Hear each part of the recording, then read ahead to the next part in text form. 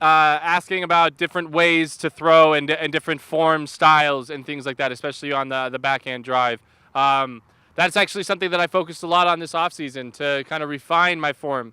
I watched Steve Brinster. I don't know if you guys know who that is. He's a USDGC champion. He's a major champion. He is an incredible disc golfer, and he's been playing the game for a very long time.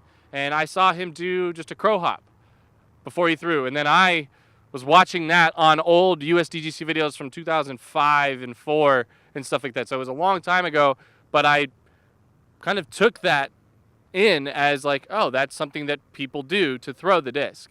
And so that adapted into part of my game. Along with that, my arms were as wide as they could be. I was twirling like a ballerina, and I was able to send the disc as far as I could. But what I really focused on was figuring out what worked best for my body and what was working best for what I was doing. So if you have what some people will call different form, we really like to focus on making sure you keep the key things in mind, making sure that you're not rounding in your reach back, that you're pulling through straight across your chest. There's no like heartbeat or there's no movement as you're pulling through, and that you keep that plant foot, especially on a backhand drive, that your plant foot is staggered from your back foot. And that's something that a lot of people don't understand, because when you come parallel, you don't get to engage your core enough, and you don't get to make use of all your body. It more becomes just throwing with your arm. And we want to avoid that, because that's putting a lot of power and pressure on your shoulder. Or if we get that front foot out in front of us, it helps us have a little bit more explosion, and we're actually using our body to help get the disc going. So everyone's body is different. Nobody should throw the same, but we should all do similar things, but we have to find the right way that makes our body work for that style of throw. So, and if you aren't finding consistencies, that's whenever you can start.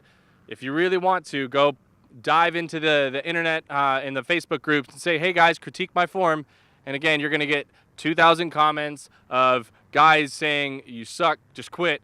But you're gonna get a couple of really, really good details. But the best thing you can do, find a local pro who you can maybe trust, and at least watch them play, or maybe even ask them if they'll help you, because that's a big part of where all this has come from. I actually used Landon Knight, who's in Dallas, Fort Worth.